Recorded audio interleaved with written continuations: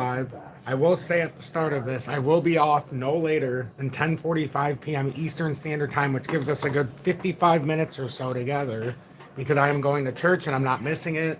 I feel like it's a must warranted event this week and I want to be there. Um, but as we see in the crypto market, we have a forward thinking approach here. And we had one trade that we were able to take, but it shows you once again why the value here is not just being a part of these lives, but to stay up to date with me. Like yesterday, I had a birthday party at my house, and we were in an XDC trade from the day before. It moved up. It's 8.5%, 9%. I talked about it before the trade was made, about it being a gap trade, which means it was just to trade the gap that was about to be filled up. I put out that it was a gap trade. XDC looks ready for a 6 to 7% gap up style move. If it plays true, we will know shortly after the move. And then I said I owned it. It made the move up. Talked about where it needed to watch for the holdout. And then I said yesterday, and if you look at the timing of this, I did a very big service to everybody who was watching because I said, remember everyone, that was a gap move for XDC. Now will likely continue down without volume emerging. Not financial advice, but it was a weekend trade. Now, if you look at 7:30 p.m., the important part about that is I didn't put that out like most people would after it crashed. Oh, no. I put that out before. In fact, when I put that out, it was still, we hadn't even double topped yet.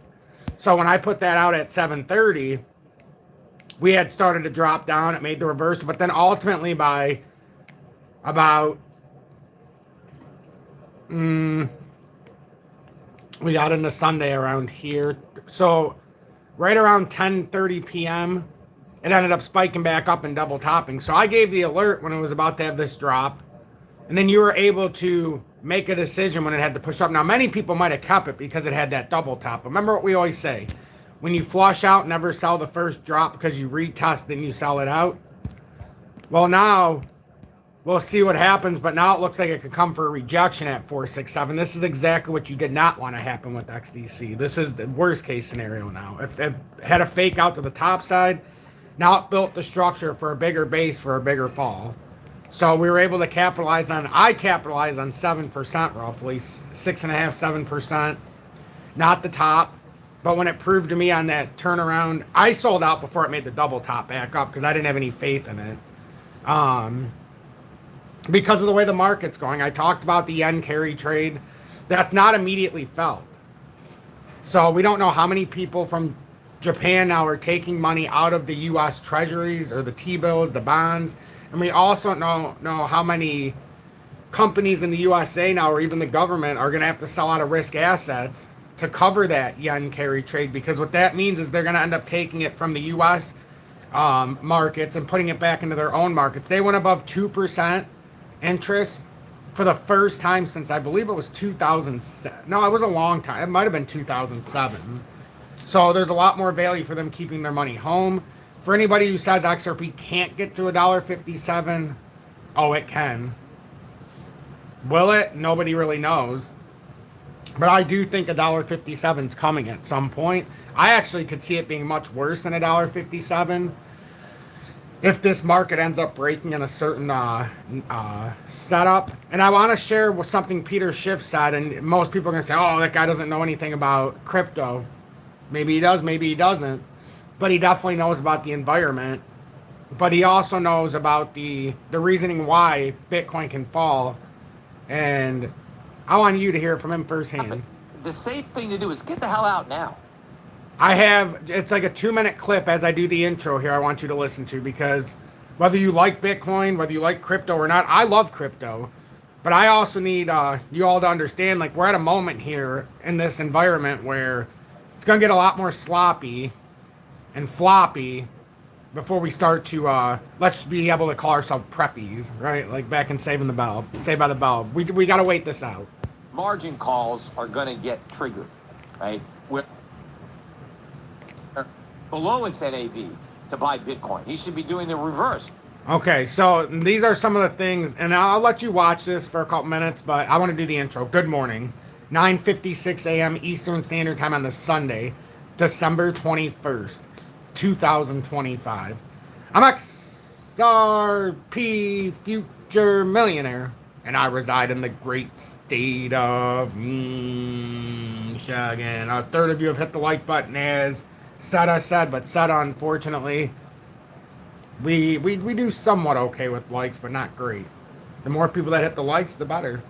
No doubt about it. Listen to this, please, from an unbiased perspective. He should be selling Bitcoin and buying back stock. That would maximize shareholder value, but he can't do that because that would destroy reserve high price for Bitcoin because it's nothing. Right? You're buying nothing and you're paying 50,000 for it, right? So it's a lot. But what I think is going to happen if we crack 50,000. Oh, we got to start from the beginning because he starts at 70. The crypto. I think that we are very, very close to a meltdown, a big crash in Bitcoin. And I say that mainly looking at MicroStrategy stock. Because look at that chart. Look at this stock. It's hard to find a worse looking chart than MicroStrategy. I mean, it closed at 158 today. The 52-week low is about 155. We'll probably take that out tomorrow. But I think... Oh, that is fucking brutal. In the very short run, it's going to get cut in half. Look at MicroStrategy's chart. That is brutal. Oh, my God. There's no way that MicroStrategy stock is going to go down by 50% and Bitcoin not go down, maybe not quite as much. So the discount that it trades at relative to Bitcoin will widen, but Bitcoin's going to go down at least to 50,000. You'd have to say at least 50,000 if that is brutal chart goes down to 80, and it could do that before the end of the year. Now, 50,000 is still a high price for Bitcoin because it's nothing, right? You're buying nothing and you're paying 50,000 for it, right? So it's a lot. But what I think is going to happen if we crack 50,000 in Bitcoin, I think that a lot of the loans that were taken out against Bitcoin, a lot of the people earlier this year, were so convinced that with the Bitcoin president and the Bitcoin Strategic Reserve, which is really the Bitcoin bailout fund, but with the Bitcoin Strategic Reserve, with all these countries supposedly buying Bitcoin, with the president behind Bitcoin, with Saylor buying, I mean, he's bought now over 50 billion and he's buying as much as he can. He's going to have to stop because he's now destroying shareholder value. He's selling stock below its NAV to buy Bitcoin. That's a cardinal sin. He should be selling Bitcoin and buying back stock. That would maximize shareholder value, but he can't do that because that would destroy the value of the Bitcoin. Totally awesome. To shrink the Bitcoin per share in order to sell stock to prop up the price of Bitcoin. Because the minute he stops buying, it can implode. But people, I think, were very confident when Bitcoin was over 100,000 that it could only go up, right? And especially with all the other copycat Bitcoin treasury companies, right, buying Bitcoin, announcing their Bitcoin buys. And so that's what made a lot of the Bitcoiners feel... Okay, we'll come back to this in just 1 second because I want him to finish this point. But it's building into exactly what I want you guys to pay attention to. Think about it. It's the exact same message I've talked about since the beginning of time. And if you have disrespect for Peter Schiff, I understand some people don't like him because he was against you investing in Bitcoin even when it was cheaper. And now it's a little more expensive, obviously. Actually, a lot more expensive. But the reason why is because he was trying to warn people that it's not a true store of value. Everybody wanted to compare it to gold. This guy's a asset manager. Well, he's been basically for decades, but he pushes real money. Could you imagine if you were a broker who pushed money, real money, a real store of value to make sure that your money... See, here's the deal with gold and silver. Everybody thinks it's going to make you rich. That's not what it's for. Gold and silver is to make sure the money you've earned doesn't get devalued, and in fact, you can stay ahead of the rate of inflation. That's what it's for. People think they're going to buy $1,000 worth and become a millionaire overnight. No, that's what crypto is for. If you do it right, you can do $10,000 and turn it into something big quick. But at the same time, crypto, you can lose 95%. I mean, look at our audience. On this dip down, that's not even a real dip. but the dip that's come down when Bitcoin was at 126. Peter Schiff said it at 126. Please sell it today. I wish I could go back and have that exact clip. He's talked about it $40,000 and said, listen, everybody, blah, blah, blah. And everybody acts like he has no exposure to it. It's not true. I've been saying it for years. His son, when he was in his teens, wanted to buy it. And Peter Schiff didn't talk him out of it. So you got to look between the tree. Their family tree still had Bitcoin. He couldn't have it because he's a manager of gold and silver and real money. But his son, he didn't tell him not to own it. But what he told him to do is, you better sell this shit when it's way up here. And he kept talking to him. Preston, he would talk about him on the air like, hey, we're at 120,000 now. Like, I understand, but we're starting to get to this point where we've got too many people. One, the government's talking about it too much, and they never make anybody rich. Two, you got all these entities that are outsourcing their own stock, their own companies to leverage and buy Bitcoin. That only works until it doesn't. All these people that are buying it, what happens when they get margin called? That's been my whole thing. What happens when the bank calls and says, listen, Mr. Sailor, or Mr. Fatsumi, you're too close to your price. Like, there's too much risk here.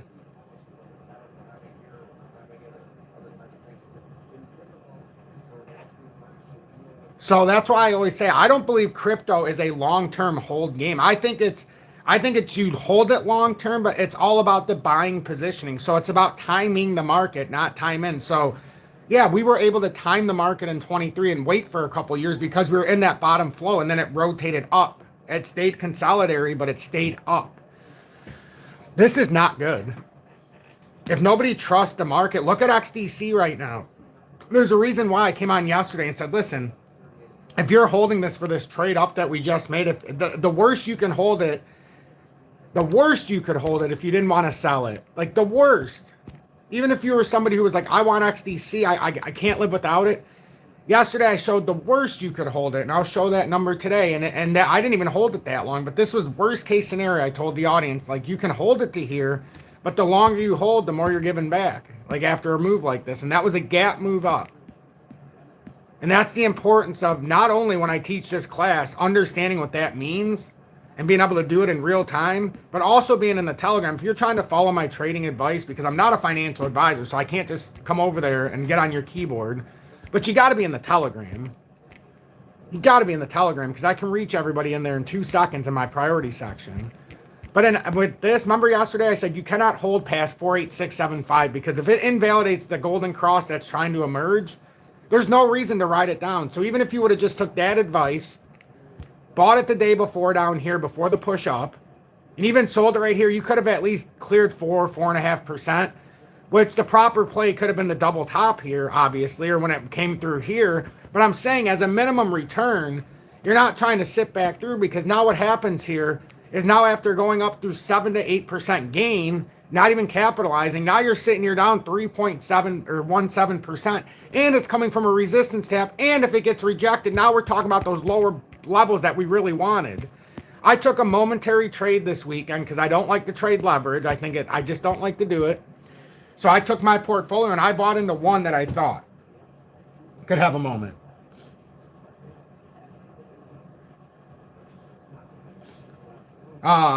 Happy Fox Sunday. You're overthinking everything. Slow down, man. I'm live on the chart, and this is sideways, slop and chop, nothing burger day gone. Wake me up on. No, I've been talking about this since January, friend. This isn't overthinking. This is being realistic. See, it's overthinking to you because you think it's sideways chop when there's a lot more going into it. I've been talking about this price movement since January, buddy. So have fun looking at it at Tuesday, but I'm going to run circles around you with knowledge and a philosophy that can be used by Tuesday while you're sitting there fiddling your thumbs because you think this is sideways chop. If you think this is sideways chop, buddy, you're not gonna succeed in crypto, friend. I appreciate your outlook, but this is way more than sideways chopping. This is a verifiable downtrend with a death cross verified by the 100 crossing the 200 with maximum resistance on a fake out back up. And if this doesn't succeed and we lose these levels, your sideways chop is going to come into a 40% drop. possibly right in the nuts. No, this is not sideways chopping. This is where you absolutely overthink.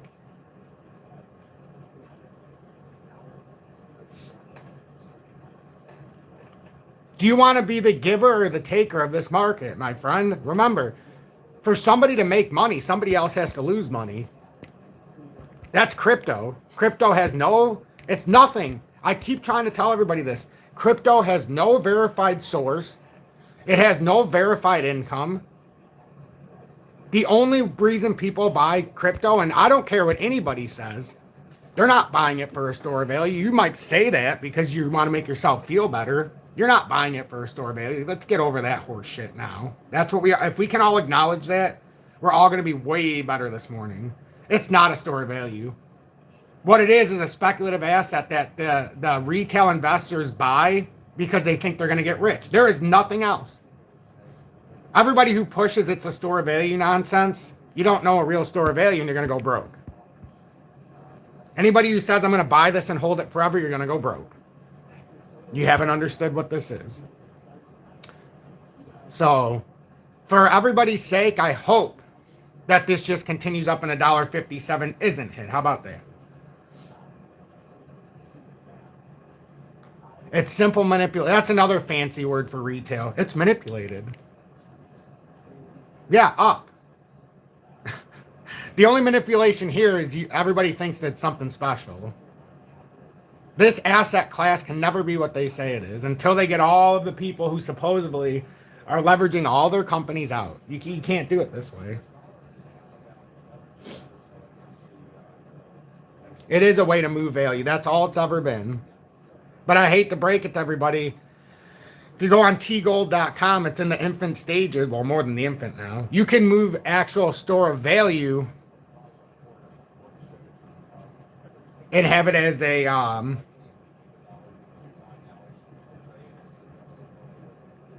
moving, you can take digital gold now and it'll be able to be a store of value and you're going to be able to change it in real time. What happens to crypto when that starts happening? So we'll see how this plays out though. There's still upside, but there's no doubt. We still have upside potential. You know, and I don't think the market's just done forever. But what I've been trying to tell everybody is there is a very strong scenario where our 5 and 10x move into an alt season would come 90% cheaper than January. And like, I think now everybody's starting to understand what I meant by that. Because XRP's faring very well compared to a lot of other things. Let's just call it for what it is. Like, you want to talk about some crazy shit? Look at ZIL. If anybody hasn't looked at ZIL in a while, oh my God. You wonder why I stopped talking about buying it until the rotation. Because look at this. ZIL's legitimately filled that October. I mean, I've never seen ZIL this cheap. I mean, it's at 004, and look how oversold it is.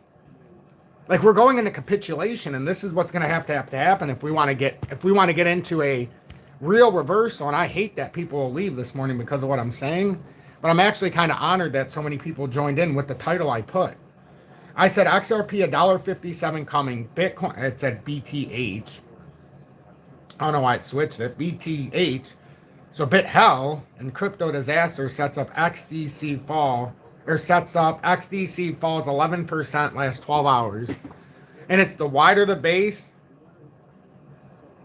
or the, I sometimes I like to say the higher the race, the bigger the base, the wider the space, the greater the farce. Like, that's what it feels like. And then when you seen last night, all of a sudden XDC was falling, right? And XRP, all of a sudden, and everything else in the crypto market just has a big, not a big surge, but everything went up about 1%. XRP was touching about 195. When XDC fell 11%, and it's like, well, I wonder what's going to happen next here.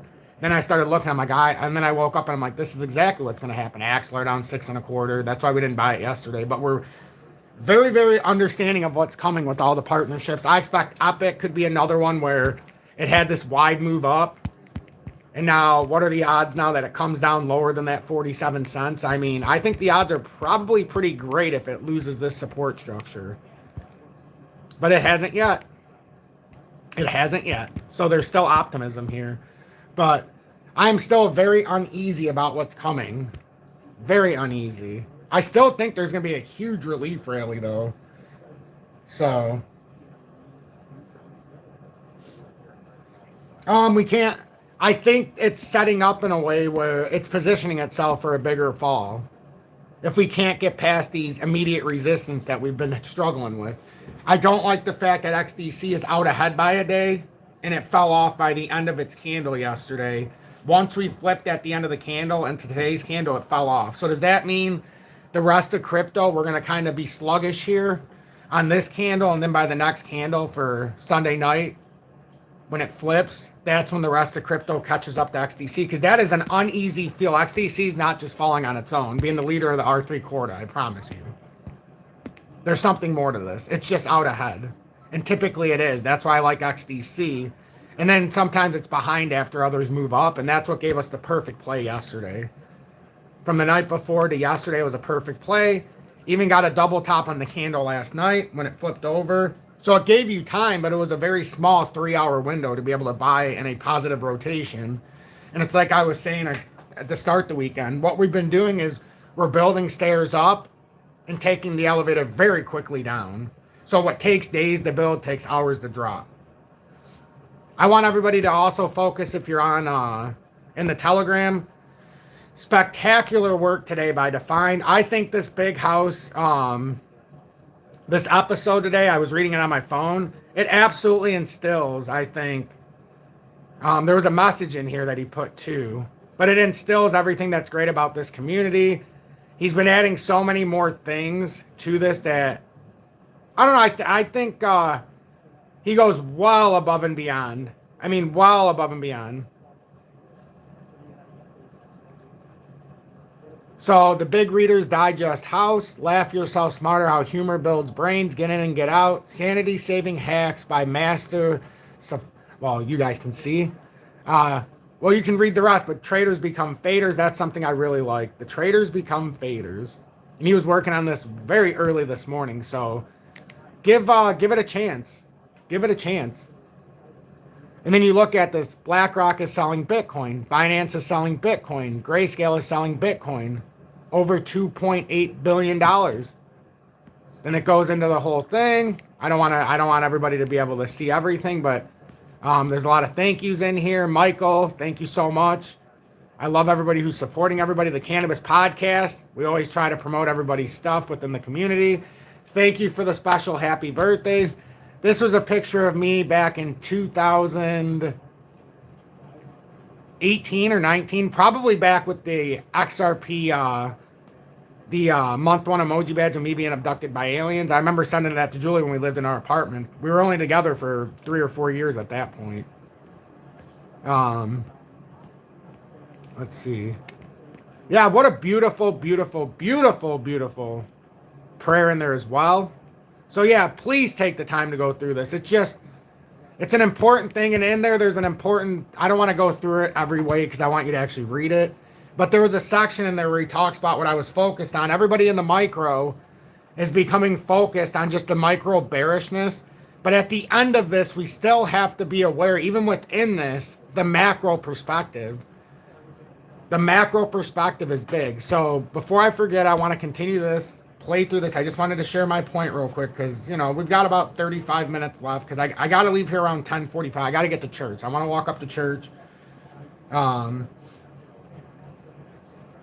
Joseph, XRP will test the $1.60 area like I said. We will bounce and then possibly go lower if we can't break out of the area. You are 100% on point. 100%. How perfect does the world have to be for alt season? Laugh out loud. Anyone I know bought XRP at $3. I'm sorry about that, Matt.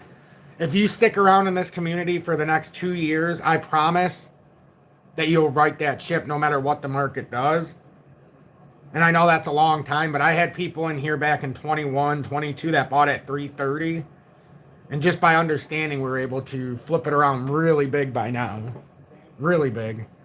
So, Matt, take it as a big learning experience about the understanding when you get into a risk asset, you can't just buy in because it's green or because it's got hype. you've really got to buckle down and listen to people that we don't want to listen to in these cases, like Peter Schiff, because he's telling you the truth about how economics and how it works. When you start getting the margin calls and you start to have top heavy buys when it's overweighing the price of your actual stock, or so we're gonna get through this together. I believe we're all here together in this very community for truth. We give thanks to our Lord and Savior, Yahweh, Yeshua. God is always present in our actions in this community because more than one of us always speaks at all times about our Lord and Savior. And if you're not religious, the one thing you must possess in here is the ability to understand there's more than just ourselves. It's greater than just you and I. There's something bigger than just us at play. So there's the three perils of success if you come in here. You have to be humble, you have to be compassionate, and you have to show love. That's it. The 3 pillars. Be humble, show compassion, and be loving through all your actions.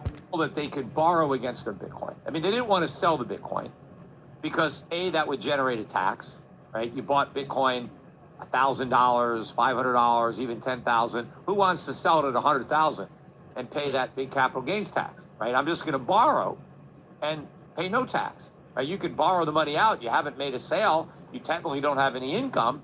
So you can borrow that money out tax-free. Number one. Now, number two, I don't want to get off this train because there's no stopping it. Bitcoin's going to 200,000, 300,000, 400,000. Why should I sell it at 100,000? No. There's a lot of people that are controlled opposition. Peter Schiff is 0% controlled opposition. Remember who his dad is. Erwin Schiff was a political prisoner and he had to watch his dad get murdered by the USA over a series of decades. He is not controlled opposition. He came out, and remember what the president said about him, called him an idiot, a liar, a piece of shit on live TV because of him talking. This is not controlled opposition, in my opinion. He might be more biased towards real money, but this is the last person who's controlled opposition. Out of a world that's full of controlled opposition, this guy is not controlled opposition. I'm just going to borrow, and then it's going to keep going up, and I'm going to keep on borrowing.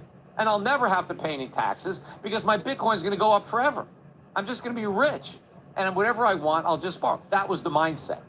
Now, my thinking is that below 50,000 is when a lot of these margin calls are going to get triggered, right? Where, okay, I borrowed money against my Bitcoin when it was worth 100,000, but now that it's worth 50,000, there's not enough collateral left for the lender. The lender's getting real nervous, right? And so the lender is going to contact the borrower and say, look, I don't know, you got 24 hours, 48 hours. You got to send in some more money.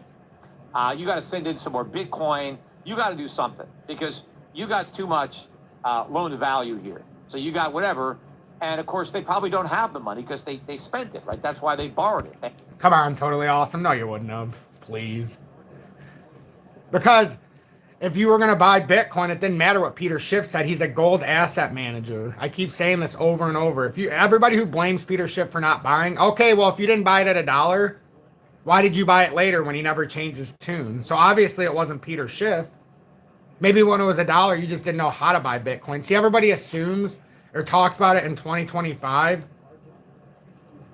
that they would have done this and that and they blame somebody else. You know, back in 2013, it wasn't so simple to buy Bitcoin. In 2016, it wasn't so simple.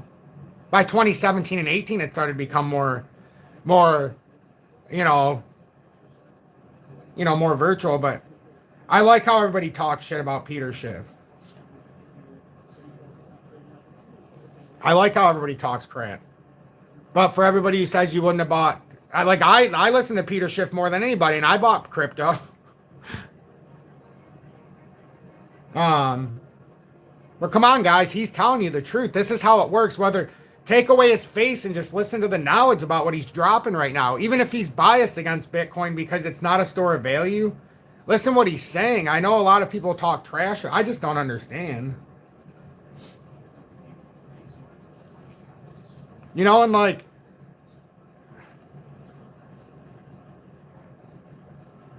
You listen to a guy like Cliff and said it's going to 100K, but what did he say after 100K? It doesn't matter where it goes, it matters where it finishes. If you would have, okay, it's down 11% from 100K right now, or 12%. It never mattered where anything went in history, it matters where it ends up. Look at the dot-com bubble, all those things went way up. All these AI stocks that were way up, they're all going to crash too. This whole thing is going to implode because the liquidity is out of whack. You can't fight liquidity and where the volatility's at. You can't fight this. You can't. It's impossible to fight. This is the world's biggest Ponzi scheme. I haven't been saying that since 21 for no reason. The truth is the truth. It doesn't matter if Peter Schiff says it or if,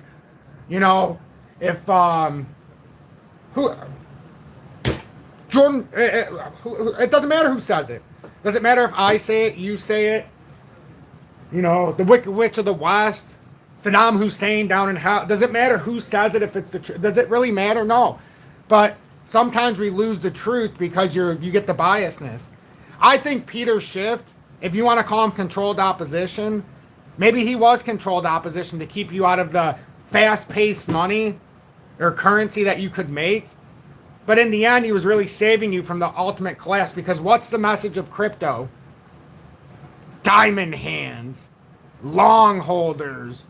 If you sell, you're a weak pussy. If you don't hold, you don't understand. You don't understand the digital flip. You don't understand how this is better than gold. You don't understand how this is digital energy, baby. Step into a piece of Bitcoin so you can level up. It's just not the way it goes. Had money, they wouldn't have taken out a loan. And so a lot of this Bitcoin is going to get sold. And the market's going to implode. Then it's going to trigger mass liquidations from the ETF investors, who are not diehard Bitcoin maxis. They just bought this thing because they were told they'd make some quick money. A lot of them, unfortunately, sold their gold ETFs and their gold stocks to buy Bitcoin. They're going to cash out. There's nobody to take the other side of that trade. The big money that's been propping it up, they've been getting out, right? The OGs and the whales, they've been selling. They don't want to. One point to that, totally awesome. By your philosophy, I'm controlled opposition trying to ruin you. Remember that. By your philosophy, I'm up to almost 49,000 subscribers, so I've actually gotten outside of what YouTube would consider an irrelevant channel, because once you get over 25,000, it considers you with relevance. As you approach 50 and 100, they definitely put you more in the spotlight. So I'm technically controlled opposition then. So think about that. Buy it back. Meanwhile, even Tether, that used to be a big buyer, they're buying gold. They're done buying Bitcoin, right? They want real gold, right? That's what they're buying. So we are, I think, on the verge of a major, major crash in Bitcoin.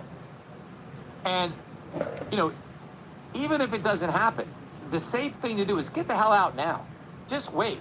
Just wait a while. Just see. It's not going to run away to the upside, right? It's either going to crash or maybe it's going to go down a little or go sideways. There's very little upside. Happy. The That's upside's fair. in gold and silver, right? Get rid of your Bitcoin. Go to Schiff Gold. Cash in your Bitcoin. Buy some gold and silver. Because this is going to be a epic decline. And it's ironic, too, because, I do think we're going to have a dollar crisis, but the Bitcoin crisis is going to happen first. And a lot of people who bought Bitcoin thought that they were protecting themselves from a dollar crisis. They were wrong. If they wanted protection, they should have bought gold or silver. They gambled, right? They were told that this was going to be the fastest horse in the race. Well, first of all, it's not even in the race anymore. It's out in the pasture. But pretty soon it's going to be in the glue factory. So you got to get out. But Bitcoin crashing is actually going to be a problem for the economy. Right? It is. There's actually a lot of risk associated with a Bitcoin crash. Because not only are the net worths of the Bitcoin holders going to be wiped out, so a lot of young people are going to lose everything. Unfortunately, some of the older people who bought Bitcoin,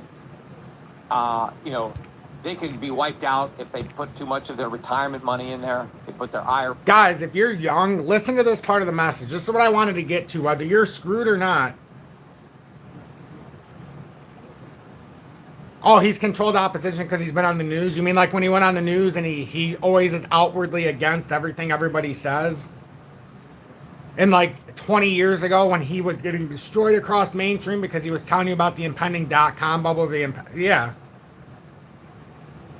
He might be on the news, but he's talking the complete opposite of everybody else. Have you ever seen anybody else go on and the president in real time gets on X and calls the guy a piece of shit while he's on Fox News and calls him a big loser and he's an idiot and he's just a stockbroker? Like anybody who calls Peter Schiff just a stockbroker, it shows you how out of tune Trump is. That's one that really grinded my gears. Like how there's no way Trump doesn't know who Peter Schiff and Irwin Schiff was. Like get the fuck out of here with that. That made me lose respect for him. The little bit I have left. And I was a proponent of Trump not being president, but I liked his business practices because he could teach you a lot. But when he comes openly out and talks like that, I mean, what are we? Are we a free society? Are you turning us into a communistic, socialistic society now? Like, get that. It's serious. Take your bias out of this and start looking at face value. How far up someone's ass do we have to get before we acknowledge what's a spade? That's my biggest issue with the USA right now. Everybody's so far up everybody's ass, they don't care the truth. Adam, I seem pretty confident it's going to hit $1.57. Well, you know, it's until it invalidates it. I've said it from the beginning of time. Until it breaks $1.77, it doesn't matter what I think. It's still fine. It's in a bullish megaphone. So whether I think it's going to $1.57 or worse or not, that's irrelevant because the chart right now says you can't even, until it breaks $1.77, it's still invalid. But it can validate that thought process if we were to drop down to that level and break it. That's all. You know, it's not about, I'm just looking at the perspective here and what's in front of us. I'm looking deeper than just, if it wasn't for the government and everybody telling you crypto was good, what about the chart right now tells you that this is going parabolic at this exact moment? That's all I want to know. Maybe if you look at the macro, there might be for future prospects, but in the micro even, what is, with everything that's going on? Oh, I've talked about this series. Not only did JP Morgan lower their shorts on silver over the last 18 months, they're now the record holder of silver in the USA per purchase over the last 18 months. So not only did they stop the paper contract nonsense on shorts, they bought boatloads of physical silver when they turned in those silver shorts. So I think we need to have an open and honest discussion because this is the only channel you're going to come to with crypto that doesn't give a rat's ass about losing 90% of his audience because he tells the truth. And it happens all the time. So, you know, if you stick around, there's a reason why we've actually made a lot of money through, or a lot of currency through this market in the last several years when everybody else, for the most part, is getting slaughtered. And yes, 60% of my audience gets slaughtered because they still, even though they trust what I do, they just can't believe that things are going to go in the way that I keep saying. Even when I show them that I'm liquid, even when I show that I do, it takes, you have to be around, it takes trust. It's not easy to do what I do, but I also know that I have to do what I do. In there. The lawyers are going to have a field day because I think all the Bitcoin IRA companies are going to get sued for sure because they're going to say, you never should have let me put my retirement money into something like Bitcoin. I mean, that's I don't the truth. I said that when it first happened. Losing money in Bitcoin, you know, because if you're going to lose money when you're young is the best time to lose it. A is because you don't have a lot of money when you're young, right? So you don't lose that much. And B, you have a lifetime to not only earn it back, but to learn from your mistakes. And believe me, people made big mistakes, and it's a valuable lesson when they lose all their money in Bitcoin. But if you're my age and you lose all your money in Bitcoin, it's a big problem because A, by the time you're my age, you should have a lot of money. You should have saved, you know, you're basically knocking on the door of retirement. So you lose the money, you don't have the years to make it back, and you don't have anything to learn from it because you're, you know, most of your life is gone, right? So you don't get a lifetime of benefit from a valuable lesson learned, you know, that believe me, you young guys that lose your money in Bitcoin, these losses are a valuable lesson that will prevent you from losing more money later, right? And of course, one day you'll probably be in the same position that I'm in. You got some kids that are doing something stupid, and you're going to try to convince them not to do it, and you'll be able to use your experience with Bitcoin as an example of how you lost money when you were young and you did something dumb. And they're going to say, what do you know, fuddy-duddy, you don't get the new thing, right? Because you get it, right? Everybody thinks they've reinvented the wheel. Everybody thinks that they're no more than their parents and their great-grandparents, and they're the first to ever do this. But that's coming. And I look at this, I think this is going to be a meltdown then again. So not only is it going to be a wealth effect, because people are going to lose their money in Bitcoin, a lot of people are going to lose their jobs, because a lot of these crypto companies are going to go out of business. And a lot of the people that work for crypto companies own a lot of crypto. So not only are they going to lose their jobs, they're not going to have anything to fall back on. Okay, so if you want to finish watching it, you can go watch the rest of it or from the beginning. But that's just a perspective of, something to think about. It's something to think about here. And it's something I've given you the ability to think about for a long time.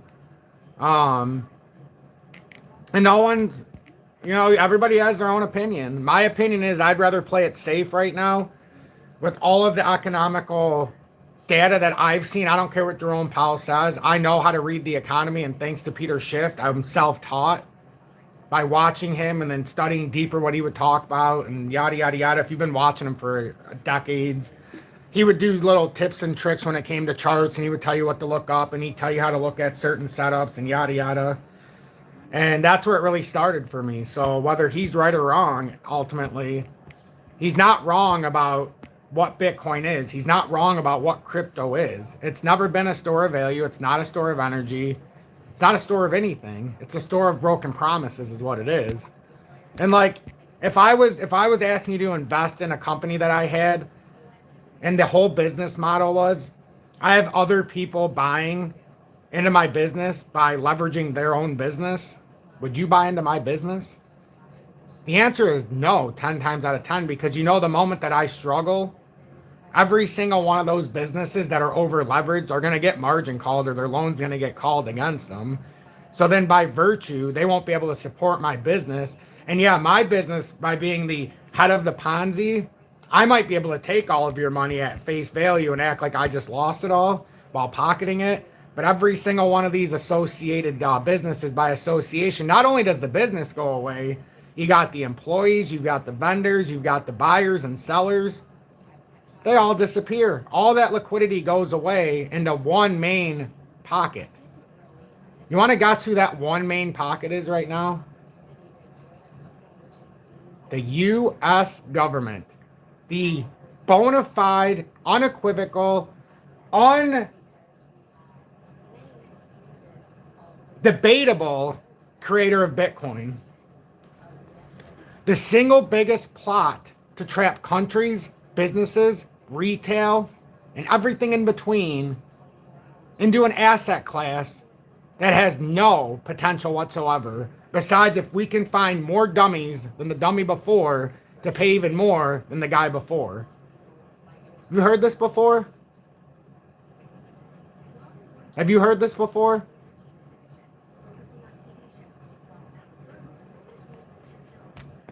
Just saying. There's still time. There's still time to make a rational decision.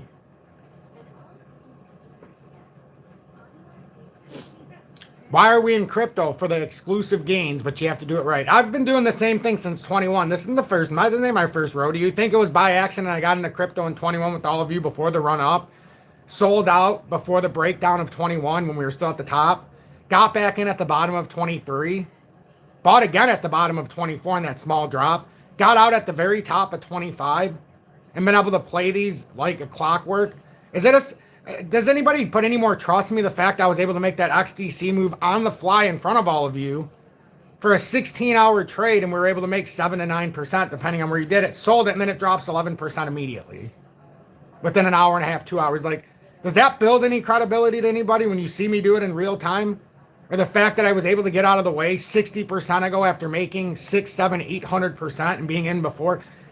So I've been on top of the bear market to buy. Got out before the bull market was over in 21 at the top. Got back in at the bottom. Got back in at the top. Now we're looking to get back in at the bottom. I mean, at what point do we just realize that it's a perpetual motion of gambling? And am I selling off, Junior? Oh, you're late to the party. Am I selling off? My friend, my video from almost a year ago when I sold off after the extraordinary gains and focused to gold, silver, and mining stocks, which I bought all mining stocks. I already had gold and silver prior to the run-up in 23. I didn't want to buy any more over 2,000 or over 27 for silver because I wanted to focus on miners. So, yeah.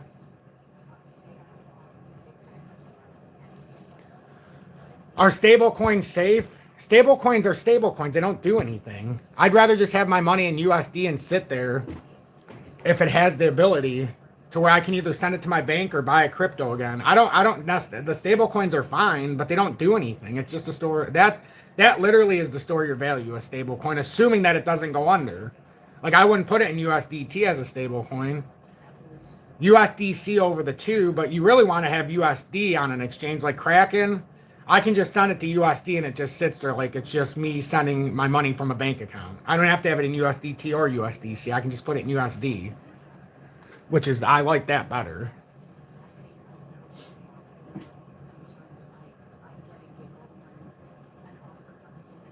But listen, everybody acts like it's just, I'm never going to buy again. That's not true. I'm just waiting for the right time now. If I get a momentary chance to buy in and out of something, I will, like I did with XDC. But now the market has to come to me. Yeah, RLUSD is fine, but, you know, like I said, I'd rather have it in USD than RLUSD because RLUSD is just a one-to-one pairing to the US dollar anyhow. It's nothing more, nothing less. So that's that. And if you tend to believe that XDC's out ahead right now, it's out ahead of the rest of the market, about to have a 10 to 15% drop if that's what's going to happen. Tom, would you store on tokenized gold? 100, yes, but it's not available in the way I want. I don't consider PAX-G tokenized gold until Peter Schiff's T Gold is running. You can't really do the digital version. So what I do is I store it in mining stocks when they're cheap. I bought my precious metals, but my store of value right now, instead of a stable coin, I would take all my profits out and I was buying mining stocks and all this other stuff.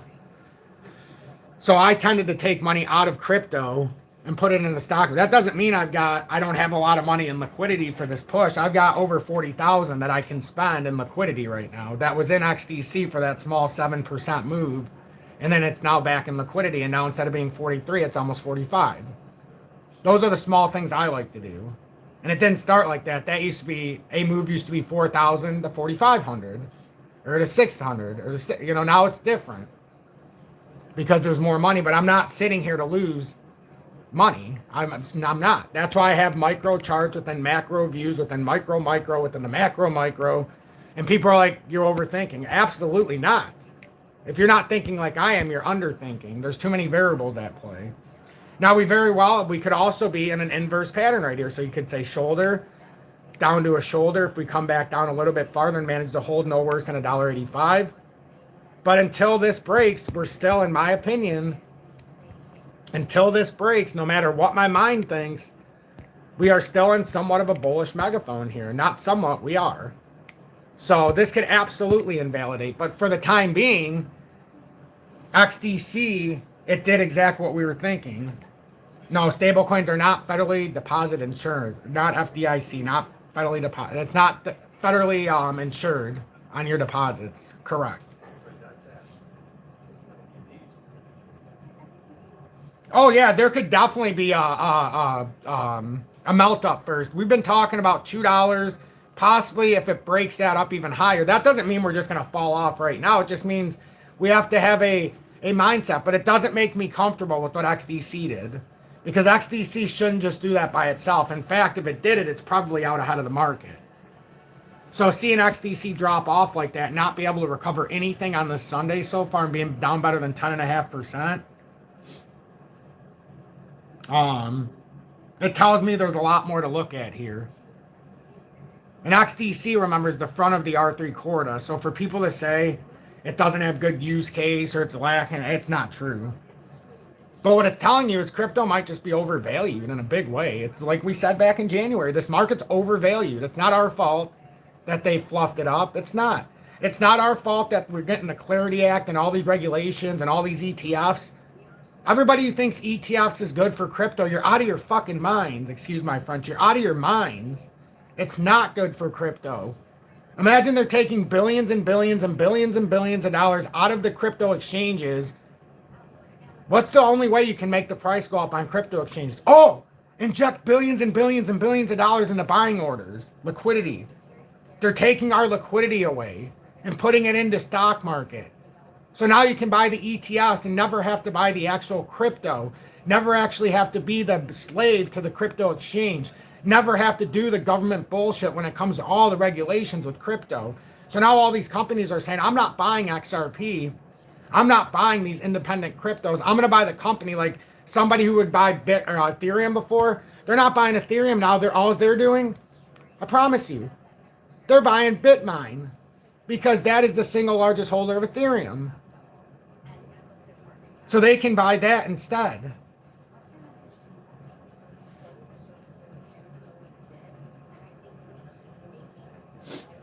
That's the question, my yard. Now, does the market ever come back up as high as we think it will if it comes in and implodes?